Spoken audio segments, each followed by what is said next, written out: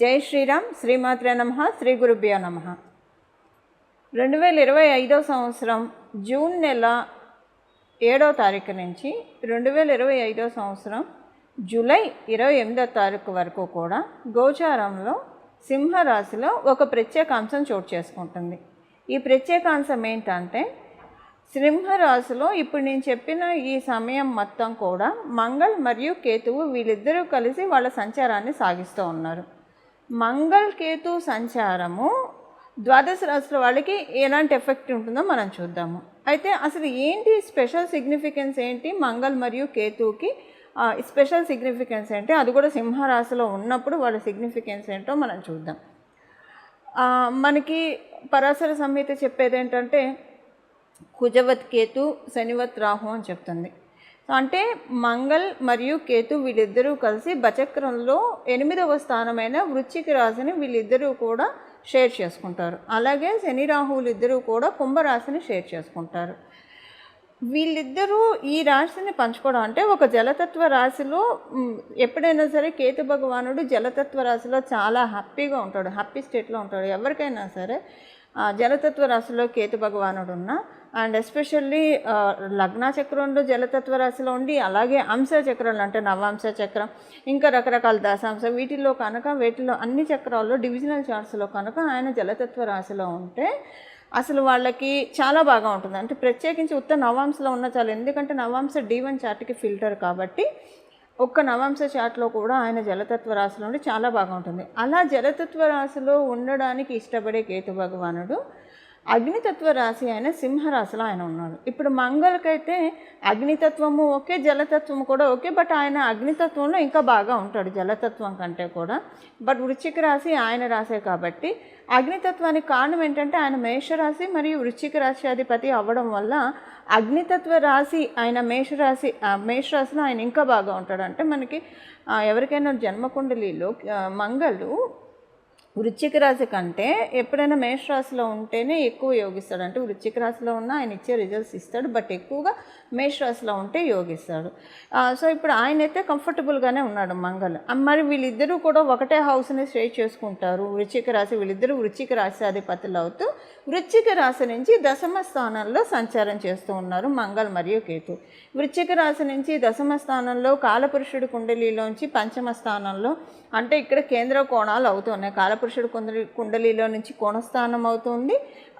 వృశ్చిక రాశి నుంచి అంటే న్యాచురల్ లాని మనం చూసుకుంటే కనుక వృశ్చిక రాశి నుంచి కేంద్ర స్థానం అవుతుంది, దశమ స్థానం. ఇక్కడ ఇంకొక విషయం ఏంటంటే, కాలపురుషుడు కుండలిలో మేషరాశి ఈయన రాశి, అలాగే వృశ్చిక రాశి ఈయన రాశి. సో అంటే ఇక్కడ 10 and 5 యాక్సెస్ పడింది వీళ్ళిద్దరికి.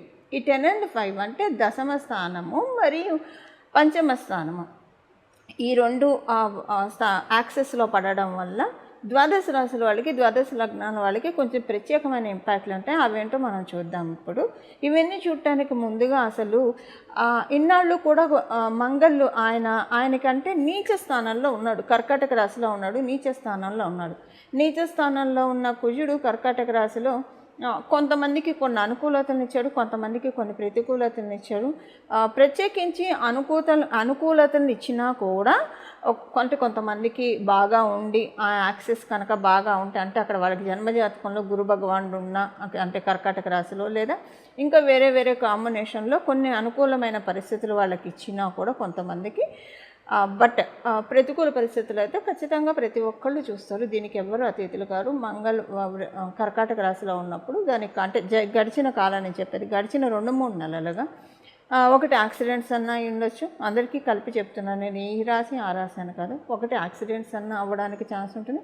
మీ అదృష్టం బాగుంటే త్రుటిలో తప్పించుకుంటారు అంతే, బట్ మేజర్ కాదు కానీ మైనర్. ఇప్పుడు అయిపోయిన దాని గురించి నేను చెప్తున్నాను. అలాగే డిస్ప్యూట్స్, మన చుట్టూ ఉన్న చుట్టుపక్కల వాళ్ళతోటి బాగా గందరగోళం. అసలు జనాలకి దూరంగా వెళ్ళిపోతే ప్రశాంతంగా ఉంటుందేమో, ఒక మునిలాగా ఒక యోగిలాగా అడవులకి వెళ్ళి తపస్సు చేసుకుంటే బాగుంటుందేమో అన్నంత సిచ్యువేషన్స్ చుట్టుపక్కల, అది బంధువులతో కావచ్చు, ఎవరితో అయినా కావచ్చు, ఇదన్నా ఉంటుంది. లేదా ఆరోగ్య సమస్యలు, అంటే ఈ మూడిట్లో ఏదో ఒకటి మంగళ అయితే ప్రతి ఒక్కళ్ళకి ఇచ్చే తీరుతారు. దీనికి ఎవరు అతీతులు కాదు. గడిచిన 3-4 నెలల సంగతి నేను చెప్తున్నాను. అది ఎందుకంటే ఆయన నీచంలో ఉన్నప్పుడు ఎప్పుడైనా సరే మంగళ కొంచెం ఇలాంటి ఇంపాక్ట్స్ ఇస్తూ ఉంటాడు. అందులో అక్కడ మిగతా ప్లానెటరీ కాంబినేషన్స్ కూడా దానికి తోడయ్యాయి. ఇప్పుడు మనకి బచక్రంలో కాలపురుషుడు కుండలిలో సింహరాశిలో ఉన్న మంగళ్ మరియు కేతు ద్వాదశ రాశుల వాళ్ళకి, ద్వాదశ లగ్నాల వాళ్ళకి ఎలాంటి ఫలితాలు ఇస్తారో మనం విడివిడిగా ప్రతి రాశి వాళ్ళకి తెలుసుకుందాము. ఇది ఒక మంచి కాంబినేషన్ అండి. ఈ కాంబినేషన్ని కనుక మనం చక్కగా యూటిలైజ్ చేసుకుంటే చాలా మంచి రిజల్ట్స్ ఉంటాయి. అంటే దీనికి తగ్గ మనల్ని యాక్టివేట్ చేసుకోవడానికి, ఇది మన జన్మ కుండలిలో ఇలాంటి కాంబో ఉన్నా లేకపోయినా మనం దీన్ని యాక్టివేట్ చేసుకోవడానికి ఒక చిన్న పరిహారం తెలుసుకుందాము. అలాగే అసలు వీళ్ళిద్దరు సింహరాశిలో కలిసి ఉండడం వల్ల ద్వాదశ రాశుల వాళ్ళకి, అలాగే ద్వాదశ లగ్నాల వాళ్ళకి ఎలాంటి అనుకూలతలు ఉన్నాయి, అసలు ఎలాంటి ఫలితాలు ఉన్నాయో ఇప్పుడు మనం చూద్దాం. ఆధ్యాత్మిక మార్గంలో అలాగే సాధనలో పట్టు పెంచుకోవాలనుకున్న వాళ్ళు, ఆధ్యాత్మిక మార్గంలో ఇంకా ముందుకి స్టెప్స్ వేయాలనుకున్న వాళ్ళకి సింహరాశిలో జరిగే మంగళ కేతు సంచారం చాలా మంచిది. ఎందుకంటే సూర్యనారాయణమూర్తి అన్ని విద్యలకి అధిదేవత, మనందరికీ తెలిసిన సంగతే. హనుమంతుడు కూడా సూర్యుడి దగ్గర నుంచే విద్యను ఉపాసించాడు. అందుకే మనం హనుమాన్ చాలీసాలో ఒకటి వస్తుంది, హనుమాన్ చాలీసాలో ఒక లైన్ వస్తుంది, శ్లోకాల్లో ఒక లైన్. అదేంటంటే అష్టసిద్ధి నవనిధికే దాత అసవరదీన జానకి మాత అని చెప్పి మనం చదువుతాం హనుమాన్ చాలీసాలో. అష్టసిద్ధులు అంటే అంతా కూడా ఆయన సూర్యనారాయణమూర్తి నుంచి గ్రహించిన విద్యే కదా.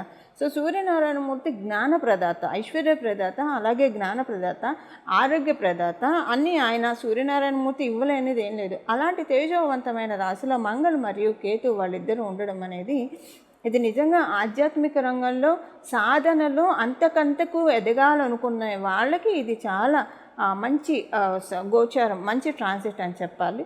దానికి కారణం ఏంటంటే అగ్నిస్థానము. మనకి బచక్రంలో ఇది అగ్నిస్థానము. అగ్నిస్థానాలు ఎప్పుడైనా సరే ధర్మ త్రికోణాలు. మనకి 159 అంటే మేషరాశి, కాలపురుషుడు కుండలి, మేషరాశి, సింహరాశి, అలాగే ధనురాశి, ఇవి అగ్నిస్థానాలు, ఇవి ధర్మస్థానాలు అని చెప్తుంది.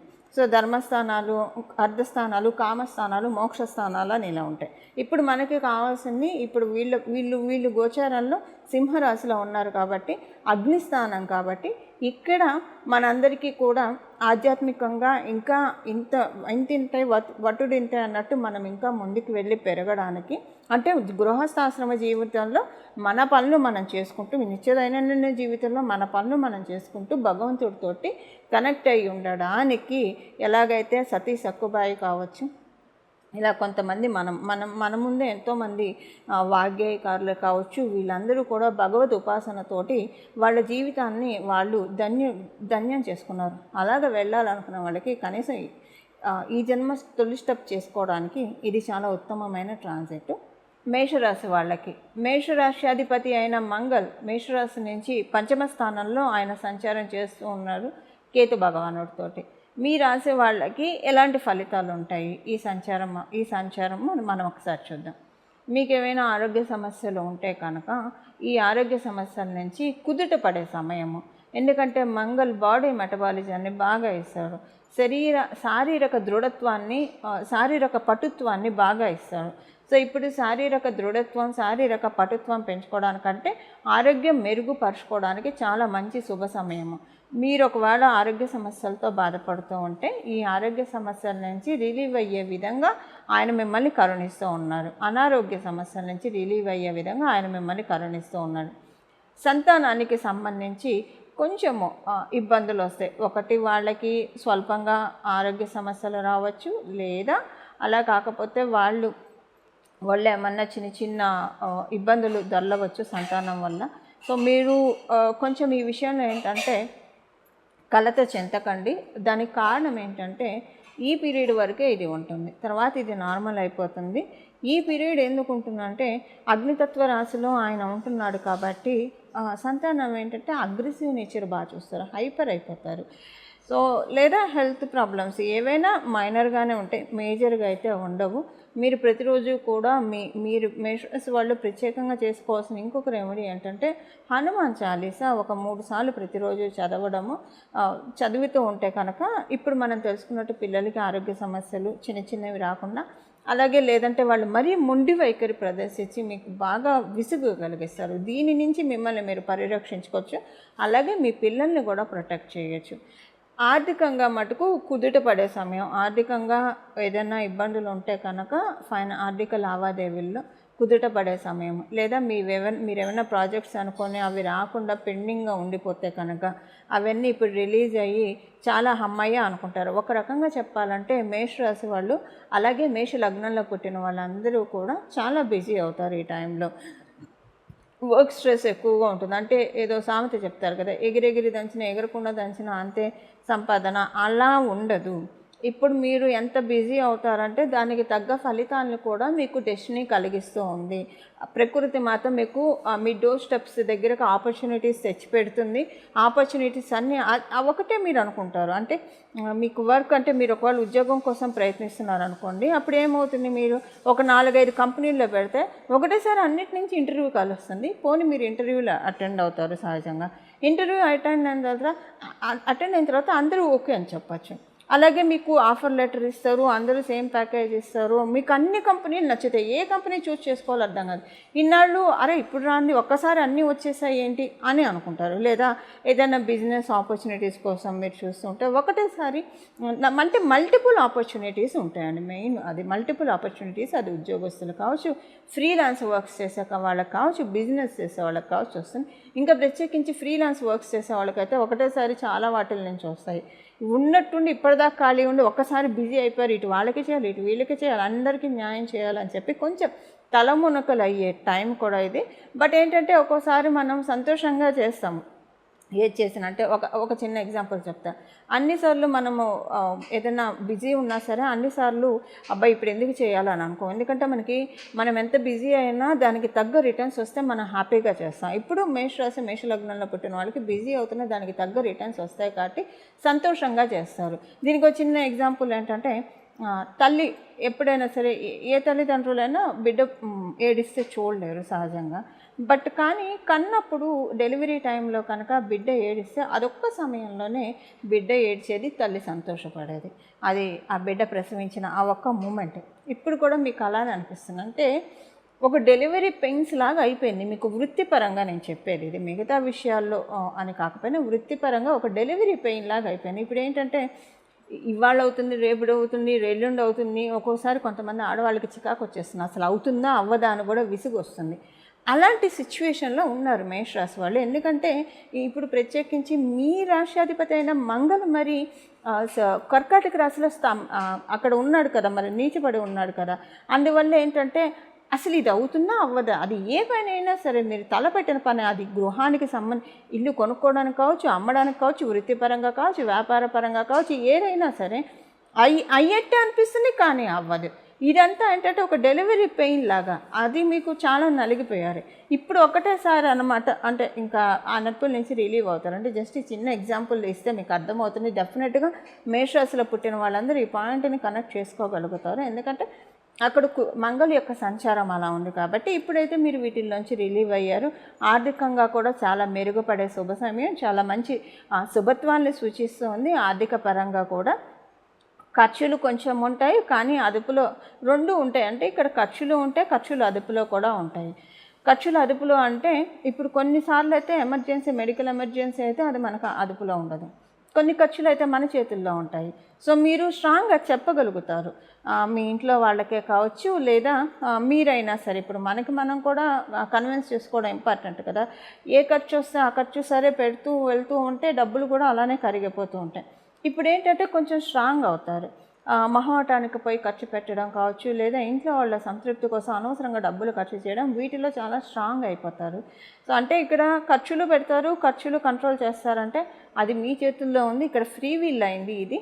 బట్ మ్యాక్సిమం ఏంటంటే ఇక్కడ కేతు భగవానుడు కూడా ఉన్నాడు కాబట్టి మంగళతోటి ఆలోచనలు ఇస్తారు. ఎందుకు ఇప్పుడు ఈ డబ్బులు, వీటిని దాచుకుంటే వేరే వాటికి రేపు ఉపయోగపడతాయి కదా, ఎందుకు అలా పాడు చేసుకుంటారు ధనాన్ని అని, ఇలా రకరకాలైన ఆలోచనలు వస్తాయి. ఏదైనా సరే కథ సుఖాంతం అవుతుందనే చెప్పాలి. మేషరాశి మేష లగ్నంలో పుట్టిన వాళ్ళకి ఇవి మంగళ్ మరియు కేతు యొక్క సంచారము సింహరాశిలో ఉంటూ ఇచ్చే ఫలితాలు.